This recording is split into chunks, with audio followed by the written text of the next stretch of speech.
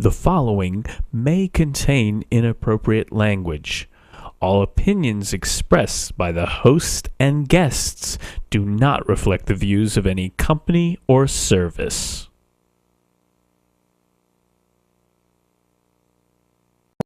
This is Radio Havana, Cuba. This is Radio Pyongyang of the Democratic People's Republic of Korea. This is Moscow.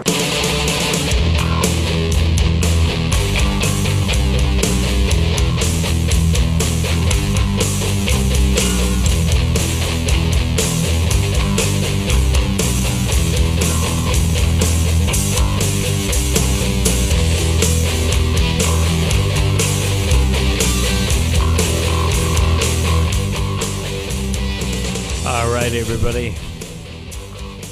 It's that time once again to do the crazy talk. And as I've said before, it's a little hairy here. That's right. And I don't mean get out your Norelco shaver. I mean it literally is getting a little hairy with the stream. And I'm your friend, drnormal. This is November 15th, 2009. It's the last November 15th, 2009 that you will know in your lifetime. And hopefully I have my guest on the Skype. I'm trying to... we've had some Skype issues, but that's okay because it's the internet. And we're okay with that. We're okay with experimentation and other wonderful things. Did I mention I don't plan this? It's Sunday night. I'm like running around all weekend. Okay, so let's recap what's going on with the drnormal. All right, so number one, and here's the good thing, and here's the thing you may or may not notice in this crappy little live stream podcast right now. I just built a streaming server, my first SLL streaming server, and there will be more SLL streaming servers. Say that 3 times quickly. And it's working really, really well. We're streaming off it right now.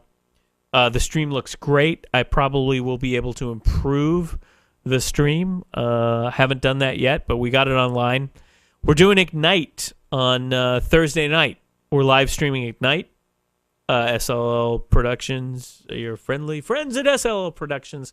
And so I wanted to get a dedicated streaming server going on that. So it's all looking good. I'm really happy with it. I'm wearing a pirate hat, by the way.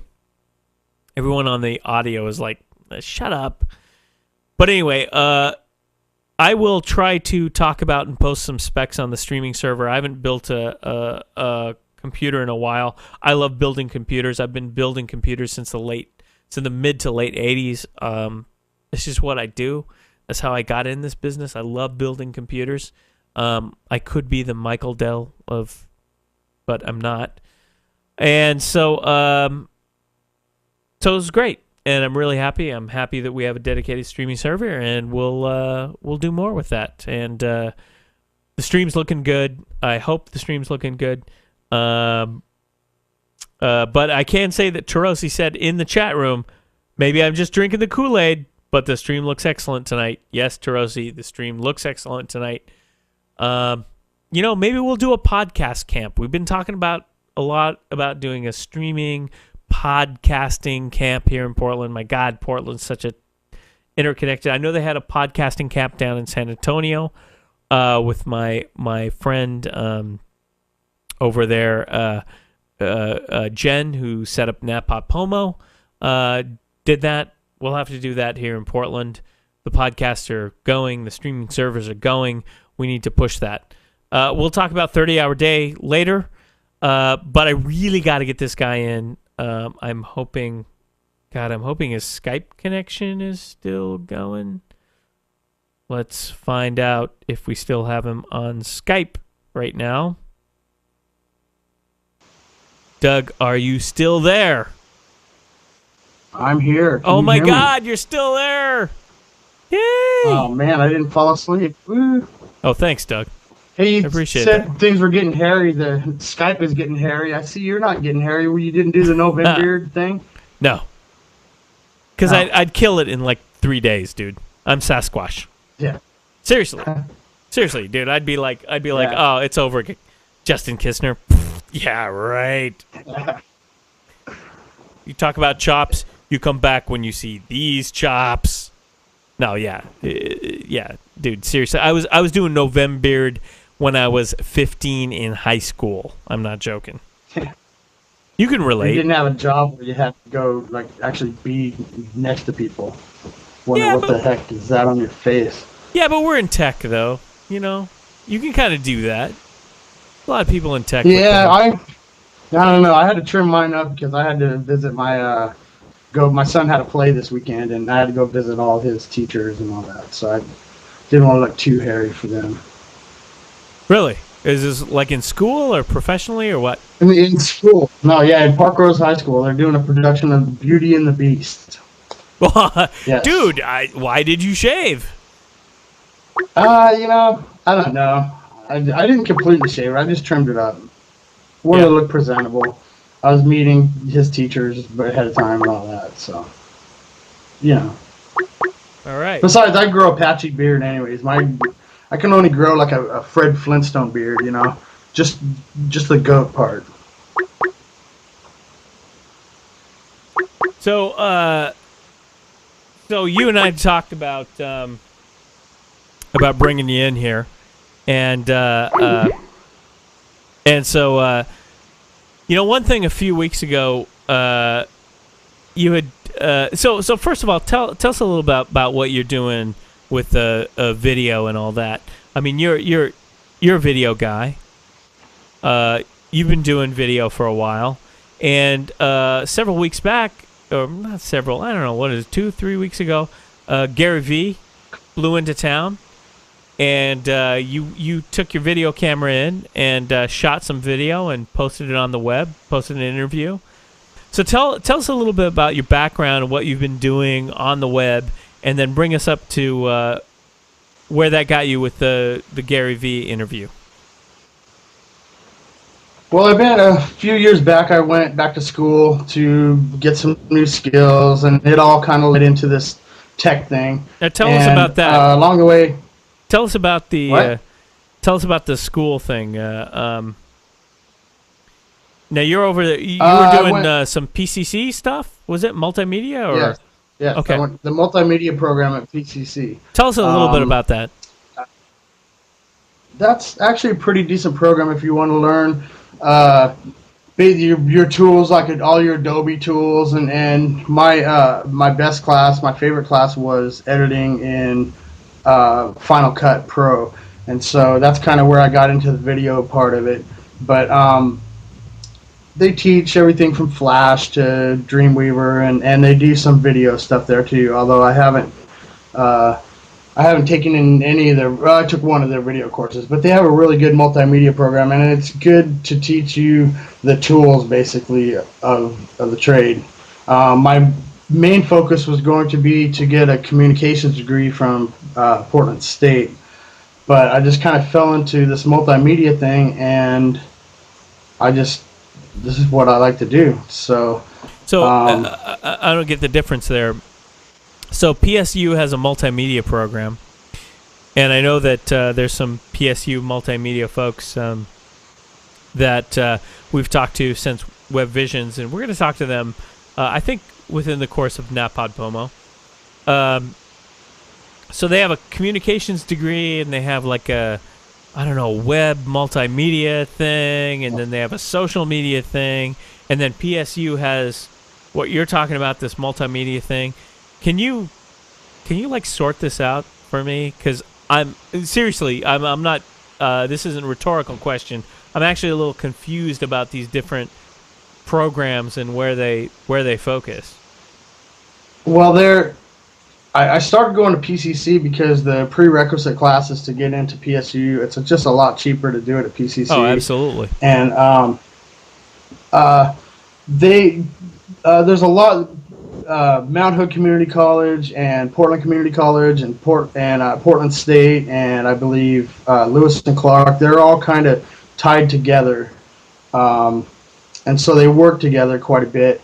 And it's just easier and cheaper to get what you can at, say, Portland Community College, and then move on to the PSU. Yeah, that's about it. And that was your plan. And that was my plan. Okay. I ended up getting a multimedia degree at PCC, but then I don't think I want to go on any further. I just want to start doing it. Why? So why not? You want to just start doing it? Why? Tell us that. I mean, tell us about that. Well, I mean, it's like. Well, I've always been a writer. I've written for magazines and newspapers from all over the country, basically. Once I discovered that you could earn a living blogging, it just kind of changed my whole way of thinking, and I just started getting into this thing a lot more, doing a lot of blogging. I was fortunate enough to be picked up by Read Write Web, Right. and I was an intern there for about a month, and then they hired me on to write for a new spin-off site called Read Write Hire. So are you still Read Write Job? Are you still at Read no. Write? Okay. No, I'm no longer. I was writing on the weekends for them, Okay. covering the weekend news beat, but yeah, having a normal, work during the week and then having to do the weekends, it just wasn't working out family-wise. But So that's yeah, a I'm tough still gig. friendly with them. So you said making money at blogging, and I've heard that's a tough gig, right? Just like any gig. I mean, work is hard, but you have to hit the stories right on top. I mean, tell us about that. I mean, so you've got your job, you're feeding your family, right? Yes. And Yeah, I have a small business. Right, and then on the weekends you're writing for Read Write Web. But that's a real go-to thing, right? You've got to scoop the stories on the web. It is the real-time web on the blog on Read Write Web. When you look at, TechCrunch has set the model, or I don't know. I mean, maybe I'm sure there's many others that have that example. But tell us about that. I mean, that's a tough gig. First of all, it is a tough gig, but I was fortunate that I got to work with Marshall Kirkpatrick, Frederick Lardounois, and of course Richard McManus. He founded the blog, and I got to work really closely with them through the whole process. Now during the weekends was a little different because everybody goes home, and it's hard. It's a little bit harder to come up with the stories. Tips aren't coming into the tip line. It was just taking a lot longer than I had imagined it would.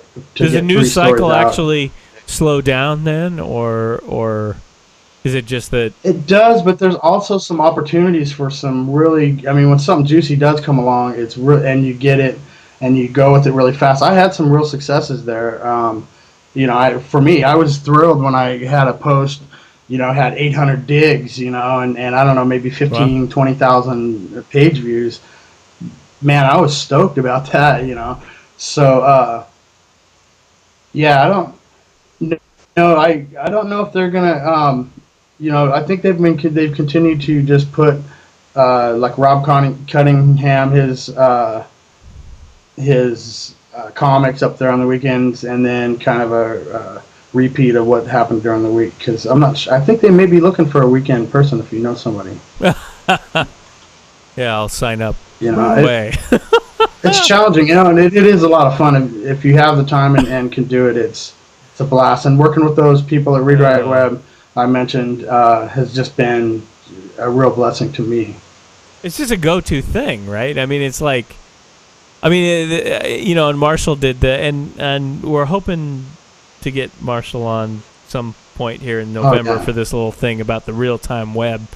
And I know he's working on something right now, but he's like, "Yep, I'm going to hit you." Yeah, he's working on a real-time web report coming out anytime. Yeah, he's working on something, and I think when he gets that past him, he's going to talk about it a lot. And Good. he's a great guy. But the thing is the real-time web, the real-time blogging, I mean, that's not conducive to your real-time health, your real-time vital signs. It can be stressful, but I'll tell you what, it's a rush. It really is a rush. And to do it well, it takes just a certain type of person. And to do it well day in and day out, like Marshall does, and like Frederick and Sarah Perez, it's just amazing stuff. And really, where Read Write Web has, I think, an advantage is with Marshall and his RSS. The way he scours the web for news, and just knows what's going to have page views, and he's just really good at that. It's a cutthroat game. It's stressful, but it's a lot of fun, and it's just really cool if you can do it well. So, I mean, okay, so it's a cutthroat game. You're a slave to that feed. You're a slave to that Absolutely. Yahoo pipe, right? You're a meat slave to that data. Yeah. Come on. That's not life. Yeah, it's the truth. What's up with that? Seriously. That's how good. You lived it for a while, right? Oh, yeah. I mean, what are your thoughts? I mean, did you come away going, never again? That's crazy. It's like Johnny Mnemonic in the elevator, like plugging in the thing in his brain and getting a nosebleed, right? Or did you just say, what was your take on that? Yeah, I would still be doing it probably if I could, get during the week, where I was doing it on the weekends and then doing a regular gig during the week. That's where it got hard for me. But yeah, it is stressful. I think you just find time that, when you're not on the beat, so to speak, you just really relax, I guess. I don't know. So what was the most stressful piece? What's that? What's the most stressful piece about that? Is it just the data is coming in and you've got to kind of curate the data? You've got to grab it? Well, you want to find the story first of all, but then you want to write it up as fast as you can, but as smart as you can. And you don't want to, you want it to be factual, and you want it to look good, and at Read Write Web there is no real copy editor to speak of. So I mean, there are people that hang out in the Skype chat room and help for sure, but then getting that story out, basically before. Uh-oh. I think we're losing you again. Got a weak Skype connection tonight, folks. Yep, there it goes. That's right. The real-time web has captured our friend Doug. Let's see if we can bring him back on. It's just a weak Skype connection tonight, so we've been dropping, and I think we're gonna get the lady. Let's see. The person whom you're trying to reach is currently unavailable. Yeah, I got that, sweetie. Please leave a message after the beep. Hi, Doug. This is Mike. Doing a live show right now. Wondering if you could just call me back. 'Cause you're my guest. Bye now. All right, so we'll get Doug back on here. Sure, the next time we'll connect with him. Unfortunately, I don't know why. The Skype connection is really solid, but oh, there you are. Hello. Yeah, I left you a voicemail. Yeah, I was checking that out. You were checking it out? You don't have to yell, man. What? Jeez. Said you didn't have to scream at me. Oh, did I? No. Nice. I'm just kidding. Nice. God damn it, where are you? No, I should edit that out, but I shouldn't. All right. So we were talking about the stressful side of the Read Write Web, and I think the thing is and really, it's not Read Write Web. This has nothing to do with specifically with the Read Write Web, other than being a leading tech blog, it's the real-time web and bringing in the information. And so am I wrong in calling, because I'm just a layman here, so I just make up terms for stuff I observe. And that's the beauty of what I do. And so I call it like curated content, right? So it's like you're getting raw data in, and then you curate it. You, Doug Coleman, have to write that up into some sort of article or some sort of consumable thing that I can go up and read in my RSS reader. So it's the curation piece. It's not the data piece. Because I could monitor Twitter, I could monitor friend feed and see the little bits and bytes of data and breaking news that's coming in. Is that the piece that's the hardest, is taking the raw data and then figuring out how to piece it together and put it into a thoughtful post? Or what's the challenge here? I mean, what do you see as the challenge? You've been in the fire hose. Because any story could have, a number of different dynamics. You should know about the people, all the people involved, and maybe their history of doing something. There's just a lot involved that you want to do as much research covering, surrounding the whole topic as you can, and you have to do it in a short amount of time and write it up well. So, you're thinking, I don't know how many hundred thousands of people, are going to read this instantly, and it better be right. So there's one pressure to, of course, get it out. But if it's not right, you can correct it, though. Yeah, that's true. But man, it hurts me inside when that happens, though. You know what I'm saying? It just doesn't look professional to me when I have to go back and correct something. I mean, people make mistakes. It's fine, but I take it hard. Do you think your readers actually feel that way?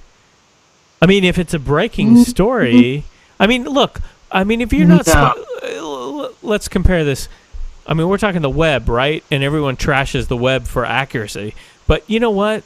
When Balloon Boy comes on as a breaking story on CNN, you got to take that with a grain of salt, right? Yes. I mean, everyone's like, sure. But that's CNN. It's like, oh, well, didn't they get that story wrong? Didn't the... Well, you know what I'm saying? There's an art to that, though. There's an art to writing something up. Like, if you don't know for sure, but you have, you have a real good idea, but you can't absolutely, prove it with sources and everything. There's a way to write that up and still, save your face and let people know what you're thinking. There's a challenge in that, too, for sure. So you think there's a way to make the initial post? I mean, I don't know. What are you talking about? I mean, there's some way to make that initial post and spin it because it's an initial post, or I mean, you could always say, well, the news is breaking and we don't have all the facts and all that crap. But I mean, I'm always trying to get the sense of what's the difference between being a 24/7 online cable news outlet like CNN arguably was, and your MSNBCs and your CNBCs, and we lost Doug again, and we'll get him back one more time. We'll give him one more chance. You know why? Because what we do here is this is a 3 strikes and you're out podcast. So, we're going to get the lady again. Let's get the lady again. Are you on? No? Dude. We're so host. All right. So my point there is that in traditional media, I'm multitasking. Can I talk and multitask at the same time? By the way, we're looking for sponsors. If you want to sponsor this stuff. The person whom you're trying to reach is currently unavailable. Already left a message. My point is that you have the real-time web, but that's no different than what CNN did back when they started with real-time news and trying to fill the news cycle. Hello. Hey, how's it going? All right. We should probably. What are you doing? We should try to wrap up as much of this as possible. There's a really weak connection tonight here. So as I was explaining to our wonderful one listener, that much like... Oh, I lost him. All right. You know what? We're going to drop out. Actually, I'm going to pull in someone else that has been Skyping me. Hang on a second. I've reached podcasting nirvana.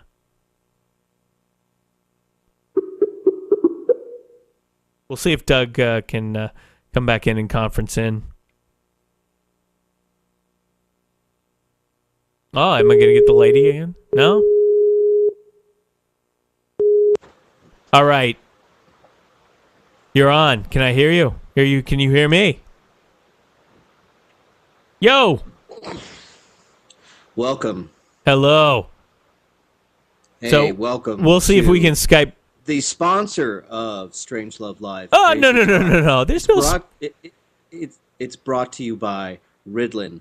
Ritalin, No. the drug that you wish Dr. Normal was taking, instead of having to hit him over the head with a blunt object. I don't know what you're talking about. We'll try to conference... Evening, Dr. Normal. Evening. So, oh, you're not PDX sucks. No, I am not. Do you want to do a conference call in with him? We'll see if we can get him back in. So what do we do? Faddah, right?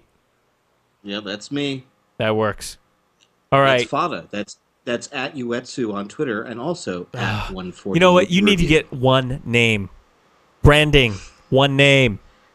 Seriously. Hey, my branding is to take as many domains and names as possible. Well, that's I'm like nothing wrong with I'm that. like the Condé Nast of Twitter names. All right. So, so unfortunately, Doug and I had a very weak Skype connection, and maybe we can pull him back in. And I hope and even more unfortunately, mine is very strong and seems to be wiping all of you out. Well, actually, we have great luck with Skype here on the show. When we did the early versions of Strange Love Live, we actually we were very Skype oriented, and we had great work. So I mean, it was good. So I have a request to just put. What's the subject for tonight, Doc? Well, first, I have a request that I should just put Steve in the lower third. I like that. No? You'd like me in your lower third As Steve. I don't know. That sounds like a code for. And no, it's not going to be its name. Newman. Okay. All right. So the subject we were talking about with Doug. Doug has written for the Read Write Web. I'm hoping to get to his. I actually have his Gary V interview, 5-10 minute interview, as they call in the broadcast world, potted up, whatever that means. And I will hope to play that. And then later get his permission, because that's what we do on the web. But the talk is the real-time feed. And who told you to put Steve on the lower third in the Chiron? I'm telling you, they told me, man. I like it. Don't listen to them. Listen to me. Put the Faddah back up there. All right. My sisters call me Steve. I like Steve on the moon. Anyway, all right. Let's get some content in here. I think you hear me knocking, Dr. Normal, and I think I'm at your door. Well, I've got you're not only knocking at my door, you're in the house on the couch with a drink. Yeah. So let's go. Yeah, well, I wish. All right. So, and I've got with me every member of REO Speedwagon that ever had a fuzzy mullet. Well, you're just not. You can't mess with that.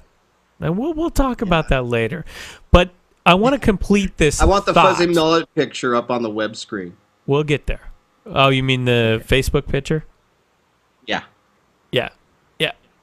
I was the lead singer for REO Speedwagon, and if you don't believe me, go up to Facebook and you'll find that out.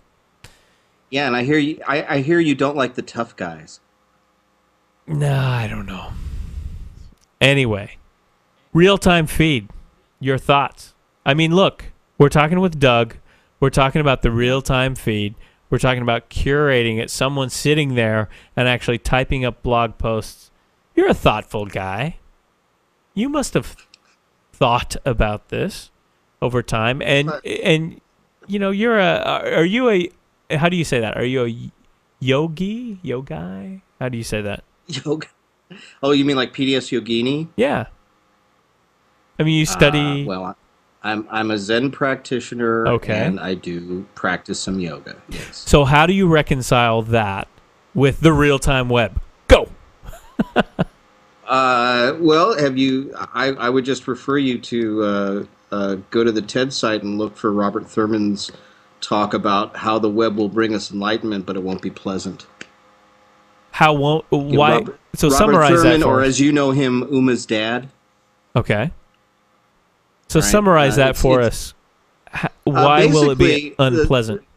The web is doing sort of electronically what, at least according to what Robert Thurman, the way Robert Thurman frames it, is the web is doing electronically and through communications and mass communications what the Buddha had hoped to do with his followers through enlightening the mind, which is to have everyone connected as one. Where we all know everyone's thoughts and are connected on a kind of heart-mind level with everybody. However, what Thurman says is immediately we will become very kind of disgusted with it, because we'll find out that everyone is just trying to distract themselves as much as we are on everything else. It's a really great talk. I recommend go to TED. Yeah, is this the TED Talk site. I've got it up on the screen here in a second. Yeah, and look for Robert Thurman. So, I mean, what's his conclusion? I mean, so his conclusion is that, so it's what the Buddha envisioned, but not exactly? Is that pretty much what you're telling me? It's what the Buddha envisioned, but yeah, I mean, you begin to realize that part of becoming one with everything is being one with everyone's crap that goes through their head at the time, and how many people have just like, instead of a clarity of vision, just a stream of crap going through. Right. So how do you reconcile the crap from the crap?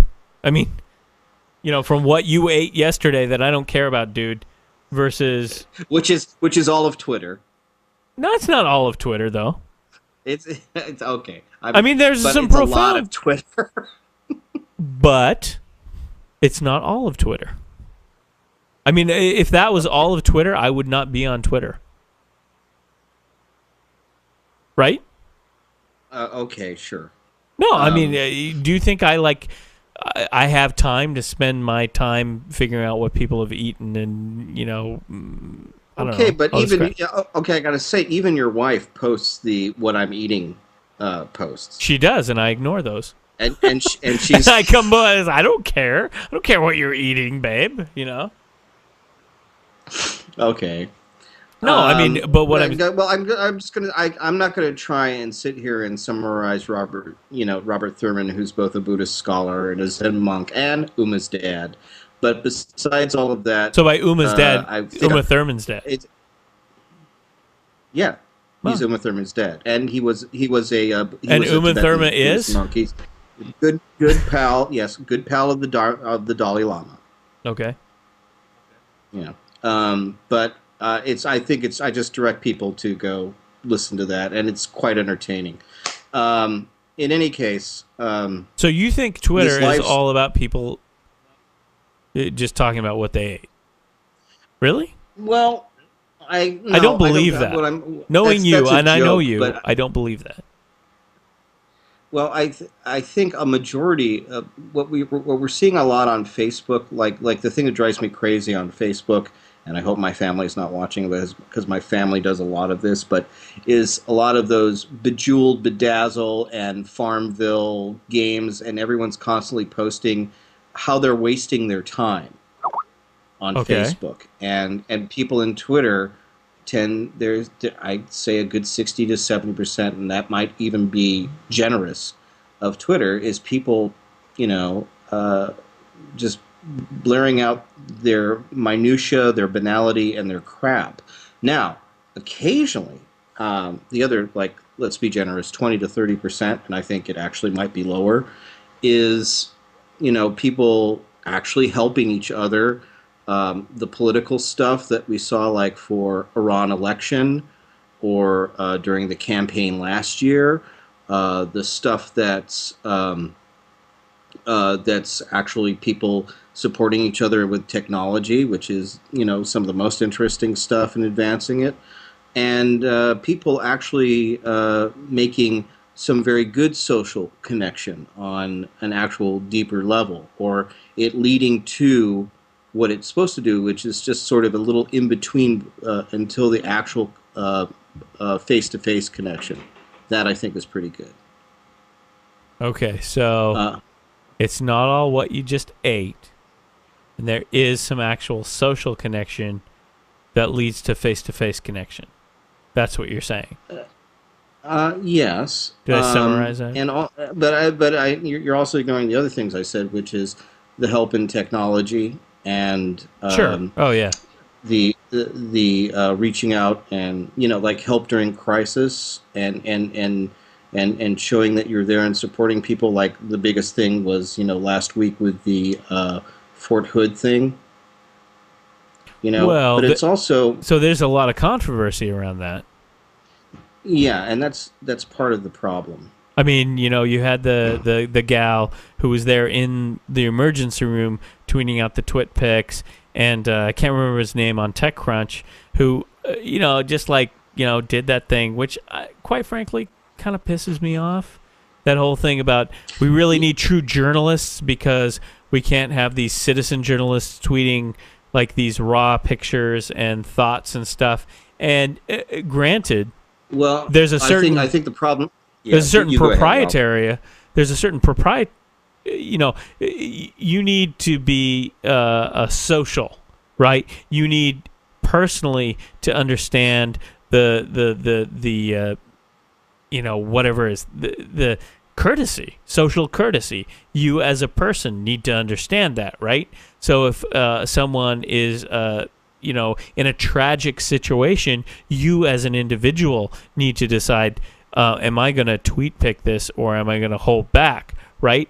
And I think, so in the TechCrunch post, and I'll pull up his name in a minute, I think it Arrington, Michael Arrington? No, it wasn't Arrington. It was, I'll pull it up in a minute. It's a journalist who writes for TechCrunch from, I think, The Guardian now. I mean, he came from The Guardian, I believe. The whole point there, journalists have overstepped that line, just as citizen journalists are overstepping that line today. I mean, there are plenty of examples. That would be all of Fox News and people like Scoble and Dvorak and Arrington and who's the other cigar chompa who drives me crazy. The guy who owns Mahalo, Jason Calacanis. So you're lumping a lot of people Arrington. In there. I mean, that's what you're lumping a lot of people in there, though. I mean, what? Well, okay, maybe not so much Calacanis, but to me, if whoever wrote it on TechCrunch, they're following Arrington's policy of publish first and apologize or ask questions later. Well, no, the point was curating the news and having that journalism is indeed not dead, and that journalism has the propriety to understand what to publish and what not to publish. In other words, the take was that a true journalist would not be tweet-picking photos of injured from Fort Hood being rolled in the emergency room with the caption, "That guy just got shot in the balls," which is what happened apparently in the Fort Hood incident with one military individual who was in the emergency room and observing these things at the time. Granted, I don't think that that's necessarily tasteful, but I also don't buy into the fact that citizen journalists are the number one offenders of this, as journalists have been offenders of this over many, many years. It depends on the individual. It depends on the journalist. It also depends on the citizen journalist. And he sort of makes a weak case about that, about society and propriety. But it's kind of all pushed in that whole bloggers suck, citizen journalists suck, only journalists understand this, which I think is complete bullshit. I don't believe that. I don't get that so much from what has been categorized as old media anymore. I think there's been a beginning of a shift there. My take on it, Doc, is it's the same thing as all the mistakes that we made in the early days of email. When we first all got email, and That's a good point. I'm here to tell you, I got fired from a company or laid off, and then I was later brought back and rehired as a contractor. But I got laid off for making the mistake of making a joke and then hitting reply all, and it was to a large company list instead of just reply one, and watching that come back and really fire and bite me in the butt. And it's the same sort of thing, or forwarding the chainmail, or forwarding the joke spam or thinking that it's an actual you're actually going to get a few $1 million from the former prime minister of Nigeria, type of thing. Everyone who's older on the internet knows, oh my God, I can't believe you're following that thing from 15 years ago. But people, I think, on Twitter and Facebook, because it's so much more, it's an even more, if possible, immediate gratification than email was. They're making the same mistakes again about not engaging common sense and engaging brain before hitting the send button. And I made those mistakes. Everyone has made them. And I think we're going through that period with this sort of new social networking, or now a couple of years old social networking, as it becomes more popular and out in the mainstream, where we're seeing that. My point in bringing up Fort Hood was, there was people making mistakes, or people immediately jumping to, the kind of Fox News-esque, oh, he's got a Muslim or a Middle Eastern name, therefore he must be a terrorist type of tweets. And, you learn to filter that out. What I was talking about was the connection people were making, saying, like the military, don't like the military. I have military in my family. I don't know any military, but something, we're with you no matter what. This is horrible. How can we help you out? That's the type of connection I'm talking about. You're saying you're supportive of that connection, or not supportive? Yes, I am. Okay. Of course I'm supportive of that. That's the type of thing I'm looking for, and I think that's helpful about the medium. The medium, to me, is just like a tool. It's a hammer can build something, a hammer can tear something down. And it's how it's being used. And where I might agree with you is just like I don't agree. I agree with you that it's too wide a brush and too wide a swath to say all bloggers do this, all bloggers, or all social media people do this. No, there are some people who just just like I said in the early days of email, or just learning the medium, make a whole bunch of mistakes. Yeah, I like that point.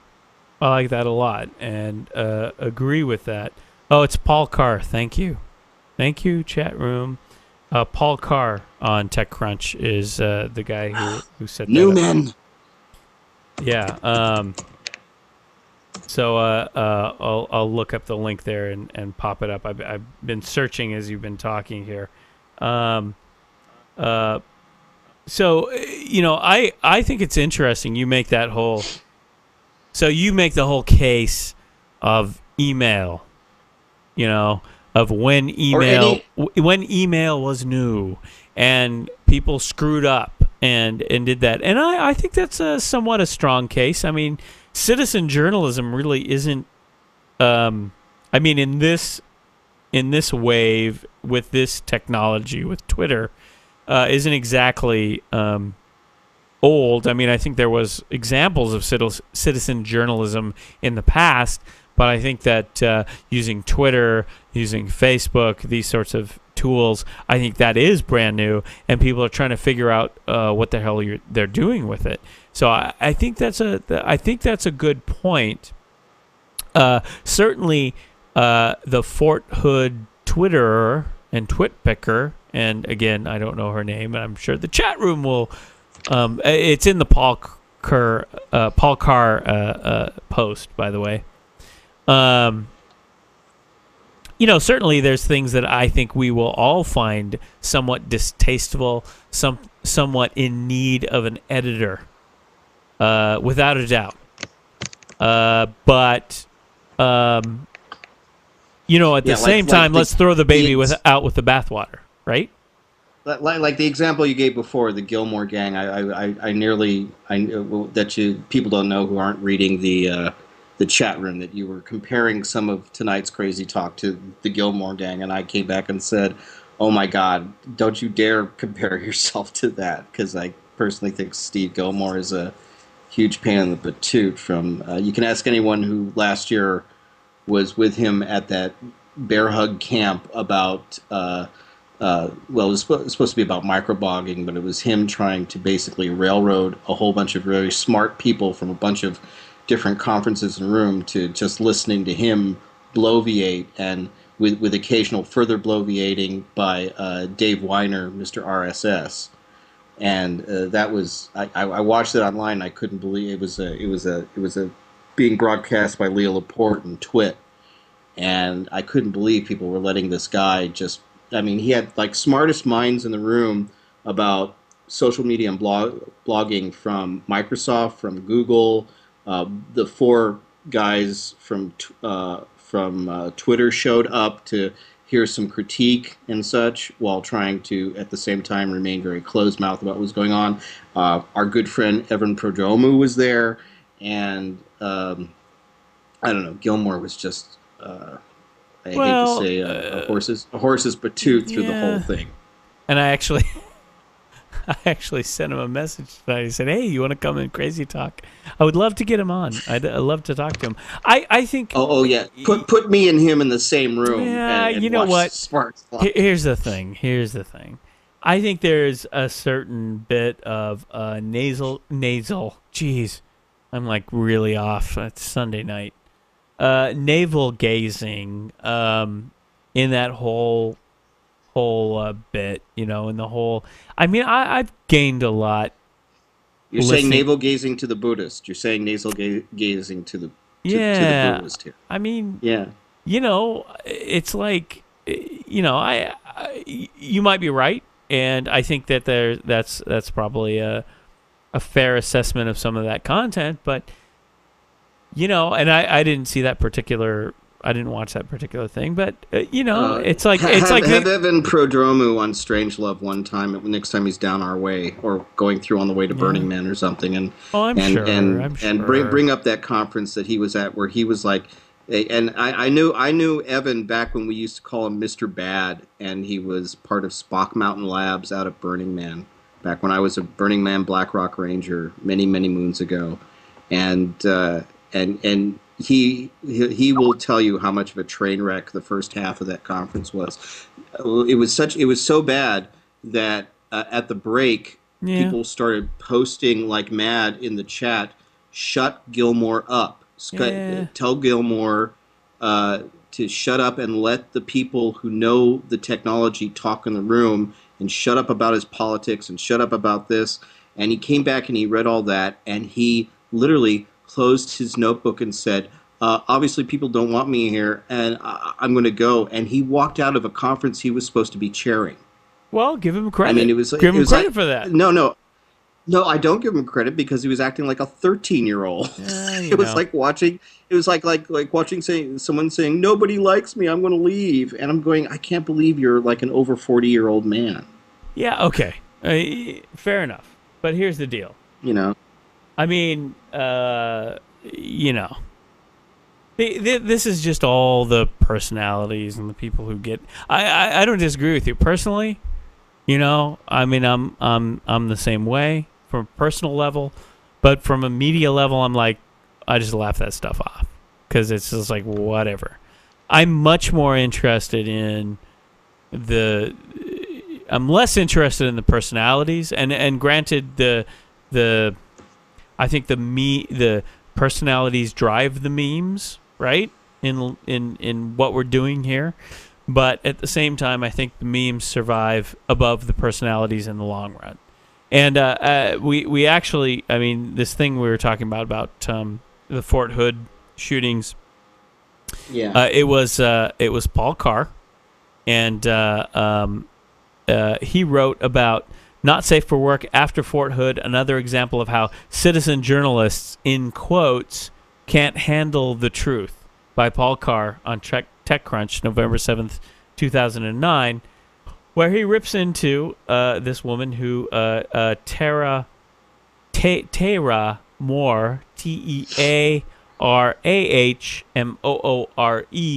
a soldier from Linden, Michigan, who was stationed at Fort Hood, who tweet-picked several photos from the tragedy, so to speak, and with their own interesting, colorful commentary.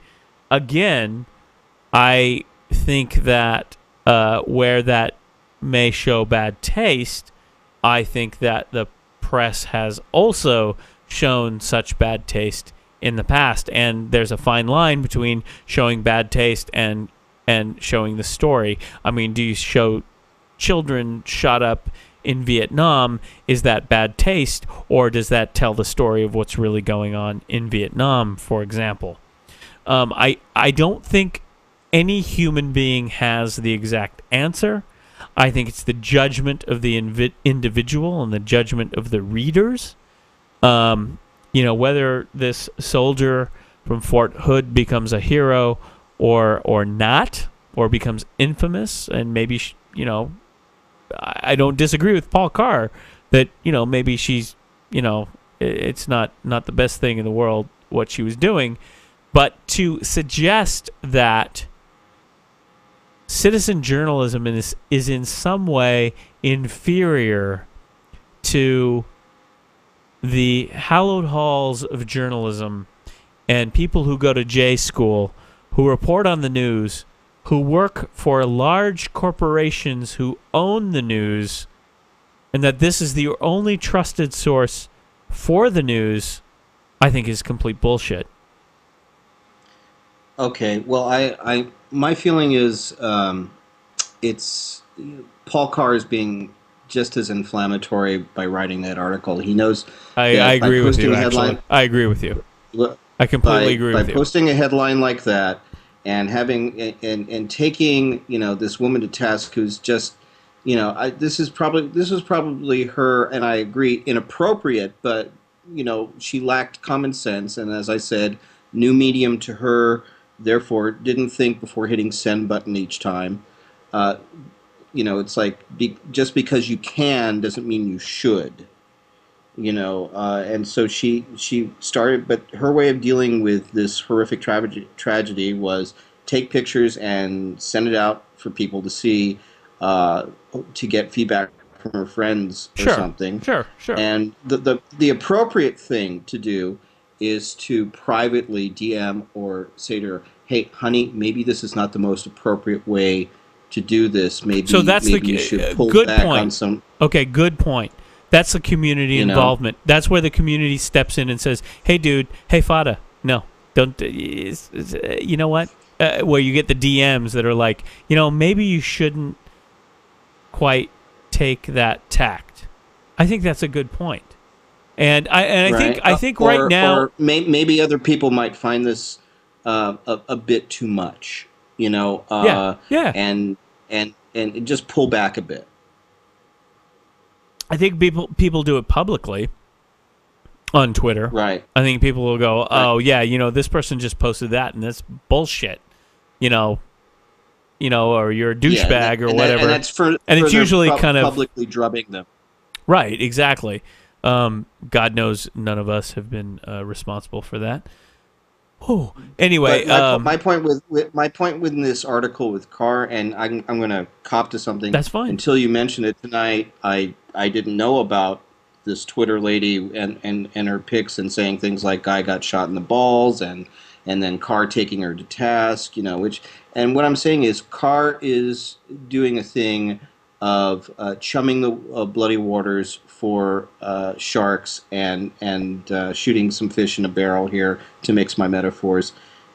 He knows that if he posts this thing about citizen journalists, people who are more responsible about this, like you, like most of our PDX tech community and things like that, are going to get up in arms and click, click, click. All of a sudden he's got a whole bunch of clicks and comments. Congratulations, he's done his job. Like him, hate him, he's got click-throughs. isn't that amazing how that works? Yeah, and this is the number one reason I don't like what people like Scoble and Dvorak do, because I couldn't do that and be able to sleep and at night and look myself in the mirror in the morning. I agree. I agree. Well, and I think the thing that was to me was most telling about this whole sort of old media versus new media, the thing that started as part of a conference we had at the last bar camp that was the last session at Cube Space before. That was that bar camp. Yep. Yeah, and where we had basically a conference between bloggers and journalists, asking the journalists, please tell us, what is it that makes a story vetted? What is 3 verifiable sources, especially if you've got sources that won't be named and who's verifying? Tell us your method. And that expanded into similar topics at journalism camp that you and I were both at. Mm-hmm. And I think the most telling thing about that was the journalists kept shifting their eyes and looking at each other and then looking back at us, and they gave us some answers, but no one could give us a step 1 through 5 or step 1 through 10. This is how you vet a source, and this is how many sources you need, and this is what is considered a source. And it's not that I don't think they didn't want to tell us. I think what it is that every different journalistic outlet that we make the mistake sometimes of calling all old media has a different criteria for that. I make that mistake from time and time again myself. Right. I try to be, and they all have a different criteria for that, and that criteria changes on a case-by-case basis depending on what they want, whether they want to roll with a story or not. And that's why I think they couldn't tell us, a specific formula to follow. And I want to make a shout out because you mentioned bar camp, and then the outgrowth was journalism camp at the Oregonian. We were there. Yeah. And the next thing coming up, I believe it's next weekend, is WeMakeTheMedia.org. I've got that up here. That's the next installment of this discussion. Our democracy demands good reporting, which at least most of the time requires paying people to do it. A watchdog function, investigative journalism, fact finders to verify and separate truth from fiction.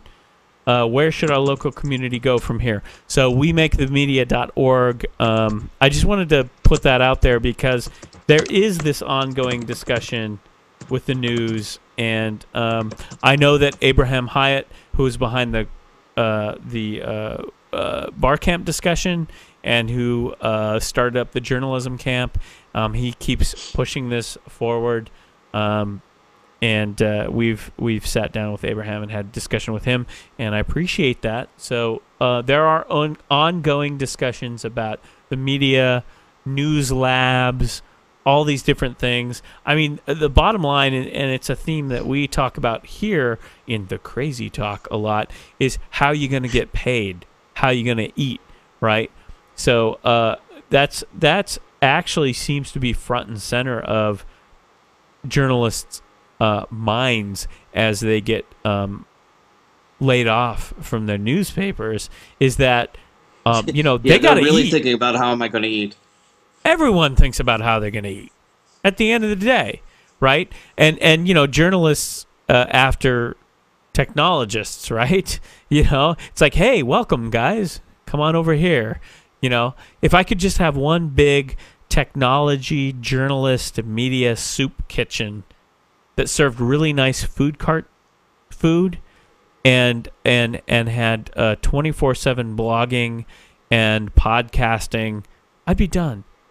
That would be it. Yeah. That would be my By vision. the way, quick shout out to Neophiliac. Something he and I agreed to tonight is that Cartopia on Southeast 12th and Hawthorne here in Portland, the favorite place where At Whiffies is. We love our Whiffies. And as I call it, the Circle O' Carbs. We agreed that the one thing they need there, now that they have the wood fire pizza cart, is they need one that's strictly non-carb. They need one that's just soup, salad, popcorn treats late at night. That's it. There's a wood-fired pizza cart out there now? Seriously? Doc, where have you been? I kid you not. They actually they got a gigantic cart. They built inside the cart a cast. This is on stone, Hawthorne? Yeah, cast Wood stone fired? cement. Oh, Wood I gotta fire go check pizza. that out. It is delicious. I gotta go check that out. I'm not like the McClure hipsters that all you guys are, and I'm like a working stiff. Well, Anyway, I live blocks from it, so it's walking distance for me. sounds good. Wood fired pizza. I love that. I love pizza. Big pizza fan. Anyway, Yeah, we know, Doc. so we make the media.org. That's happening, I believe, next weekend. Go check that out. Go check for the dates. That wasn't like any sort of product placement or anything. That just came up, and I know that discussion's ongoing. So, citizen journalism, Paul Carr telling us we're all the unwashed masses and that, we're asses, so to speak. Well, yeah, and my point about Paul Carr is he's chumming the water because he knows he does that. People like you and me and other responsible tech people and blogging people are going to... I wouldn't call myself responsible. I don't know Well, you're made responsible by your wife. Your wife keeps you responsible. Oh, okay. But that's going to get you in a lot of trouble right now. He knows that he's going to get massive click-throughs with everyone commenting and disagreeing with him. I agree with He's that. done his job on I that. agree with He's that. chummed the waters, and things like that make us ignore the real issue. The real issue is a bunch of people suffered tragedy there, and some people could use this medium as just a tool, and that's all it is. It's just a tool to connect and say, we're supporting you. How can we support you?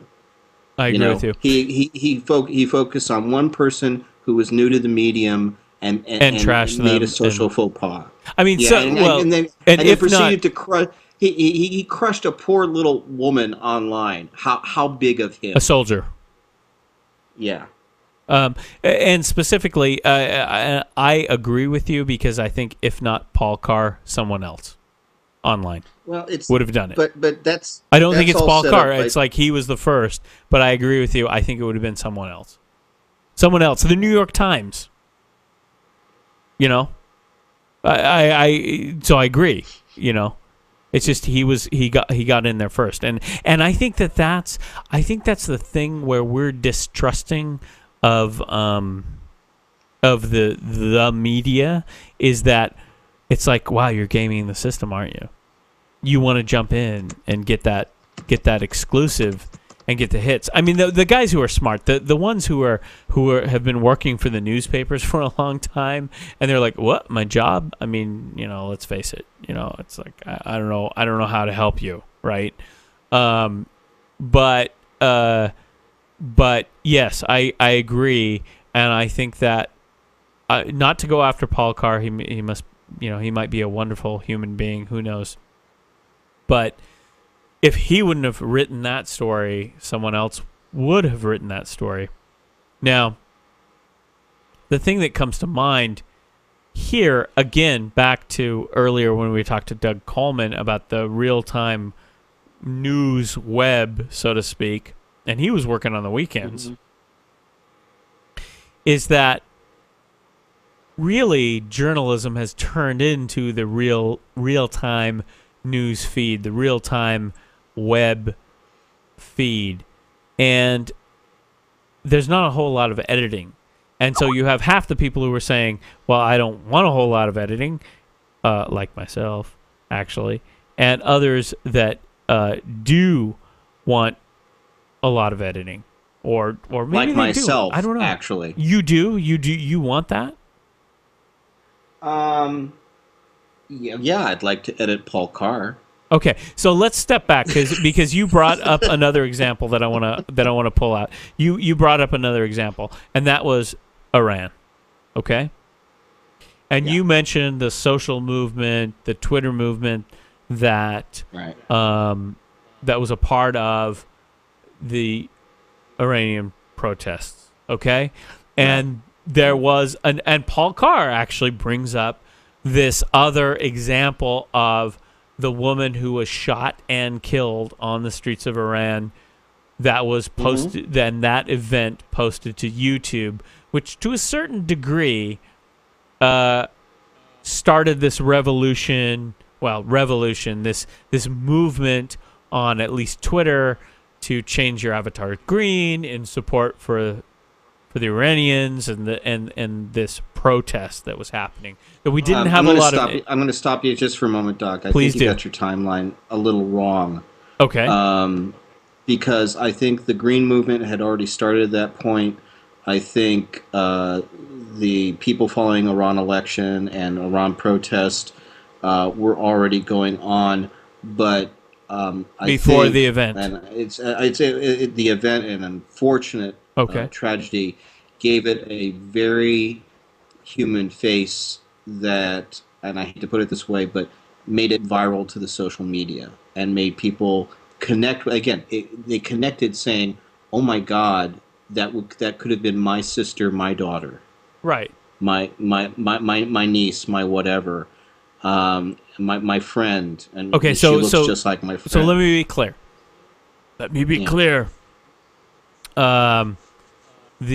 So what you're saying is that you're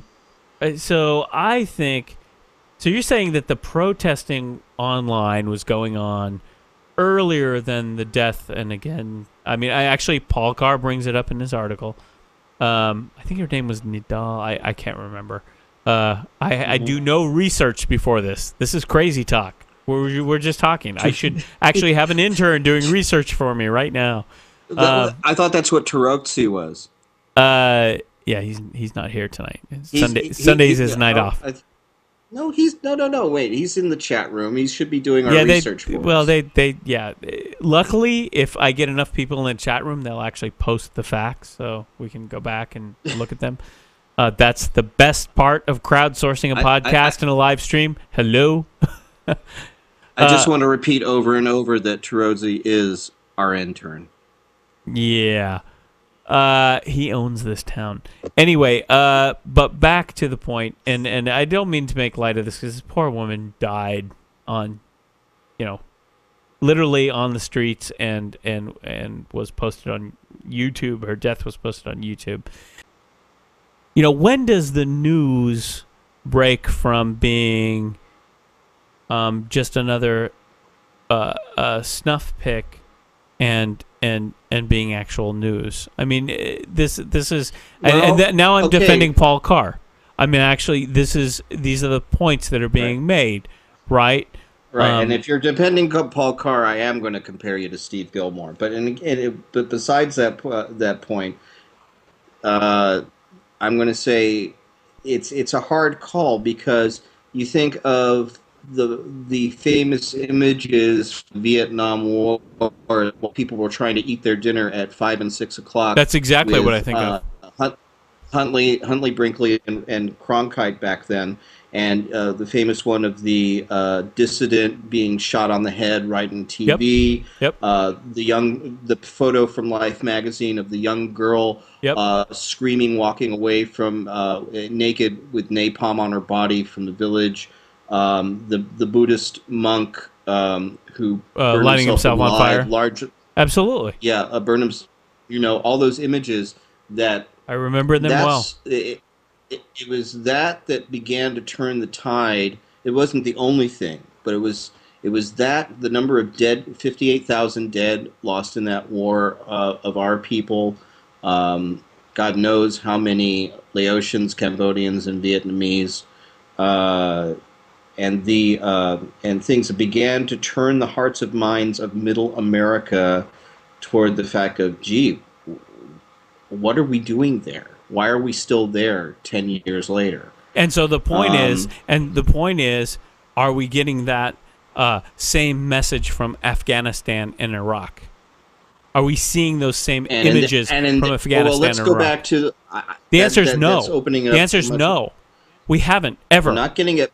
But I'm saying this image that we got from the Iran election of this woman, to me, at least to me, who remembers seeing those images from Life magazine and on the television when I was a boy, and saying, "Wow, this is not something that's right." This image of this woman, and I don't recall the guy sticking the camera all the way in her face. I thought he was just recording her friends trying to help her as she went down. Remembering and seeing that image, it was one of those Vietnam-like moments. For you? Yeah, for me. It really connected. And it's a hard call of, am I being totally distasteful and prurient in posting something like this up on YouTube, or am I getting the word out about the atrocities being committed here? Mm-hmm. But so what concerns me more is that we're in an active war with two countries right now, or within two countries right now, the United States. And are we getting those images back? I mean, a war that for several years coffins could not be photographed. And they are now. What do you know about that? Right? Abu Ghraib was like this big thing, right? Because how did that get out? Well, got out on the web. So, I mean, so yes, I agree with you. I think our take, I think you and I have a similar take on this. Paul Carr goes, so we take sensationalism, which is this woman, citizen journalist. Let's not call her that. This woman tweeting from Fort Hood. A female soldier. She's a soldier. In a lot of grief and not knowing what to do. And she's got a cell phone or an iPhone or whatever, and she's tweet picking things and sending stuff up on the internet. Okay, just like what we talked about. Hey, I just ate this. Click. Here's the tweet pic of the sandwich I just ate or here's the Whiffy's pie I just ate at Cartopia. It was yummy, right? This woman's taking that same mentality in a tragedy because, let's put it this way. We're starting to get programmed in that. Here's what I ate. Here's my dog. Look at this. I just went to the waterfront with my boyfriend, and look at this picture of us. Now you take that same mentality, you put it on a tragedy, right? And this is the mentality of, this is what younger generations are growing up with. The internet, always connected, always sharing, always Facebooking and tweeting. You take that, you apply it to a tragedy, you have that same unfiltered thing happening with tragedy. That's just my thought. And I'm going to wrap this up. Okay, can I do a couple shouts out? Quick one. Okay, shout out to Neophiliac, who I was with tonight. We were trying to do a Hackintosh. We all know that you can't do it with 10.6.2. We're doing it with an earlier 10.5 version. He got stalled. If anyone knows how to help him with a small Dell with an Atom chip netbook, look up at Neophiliac. But it was fun hanging out with him. And check out 140moviereview.com and ialsowent.com. Those are under construction sites as now, but I promise they're going to get live. All right, so here's the deal. I want to thank Faddah Steve for joining us, and I want to also thank Doug Coleman for joining us in the first half. I was hoping we can get a little bit more from Doug, but Skype connections are what they are. But it was a thoughtful conversation. I enjoyed it, both from Doug Coleman and my buddy Steve. So everybody, take it easy on the roads tomorrow in your morning commute. I know I will. It's another Crazy Talk for a Sunday, November, I believe it's the 15th. It's payday. Hey, I'll be back tomorrow. This week is going to be interesting. I'll be live streaming Ignite Portland 7, I believe. Ignite Portland on Thursday, so we're going to have some interesting schedule issues. We'll figure that all out. And I appreciate you all joining us, all listening. If you have any feedback, hit me at drnormal@gmail.com or tweet at me at drnormal, DRNORMAL. I would like your feedback. Once November is over, I have no idea what we're going to do with this. I don't know if this will ever continue on. But I enjoy the conversations and I enjoy the guests. I really do. So, from me, Dr. Normal, good night, everybody.